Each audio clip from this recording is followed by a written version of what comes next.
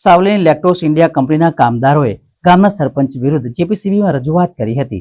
સાવલીના પોઈચા રાણીયા ગામે આવેલ lactose India નામની કંપનીમાં ગામના સરપંચ દ્વારા હેરાનગતિ કરીને ગુજરાત પોલ્યુશન બોર્ડમાં કંપની વિરુદ્ધ અવારનવાર અરજી કરતા હોવાના આક્ષેપ સાથે યુવાનોને કંપનીમાં કામ કરતા કામદારોએ જેપીસીબીની ઓફિસે પહોંચી પોતાની રોજીરોટી ના ગુમાય અને કંપની વિરુદ્ધની રજૂઆતો કિન્નાખોરી ભરેલી છે તેવી રજૂઆત કરી હતી।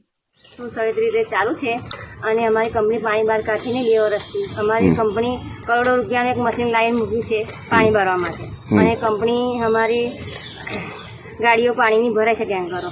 કંપની ગામની બહાર પાણી કાઢતી નથી અને અમારા કંપનીના માલિક બહુ સારા છે।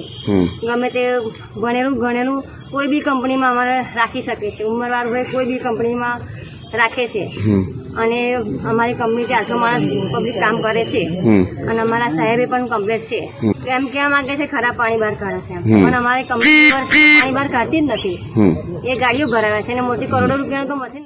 સરપંચને કેવું છે કે 400 તોડકી ચાલી રહી છે। હા તમને પૂછું પછી હા પછી જૂથ છે અને આ લોકો હપ્તા હતું આટલી બધી હેરાનગતિ કરે છે। શું નામ છે સરપંચો અને કોને કોને રજૂઆત? અશોકભાઈ ભોઈ છે। હા અશોકભાઈ રણછોડભાઈ ભોઈ। હા આજે કઈ રજૂઆત કરવા આવ્યા છો? જીપીસીપી આપણે ઓફિસે। શું માંગ છે આપણી? અમારી માંગ એ છે કે અમારી કંપની ચાલુ જ રહેવી જોઈએ। અમારે 400-500 માણસનું છે ને રોજી રોટી અમારે લેક્ટોસ કંપની આપે છે। અગર અહીંયાથી તમારો સંતોષાય જવાબ નહીં મળે તો આગળ શું રહેશે? આગળ અરજી કરીશું અને અમે કંપની ચાલુ રાખવા ફૂલ એ કરીશું।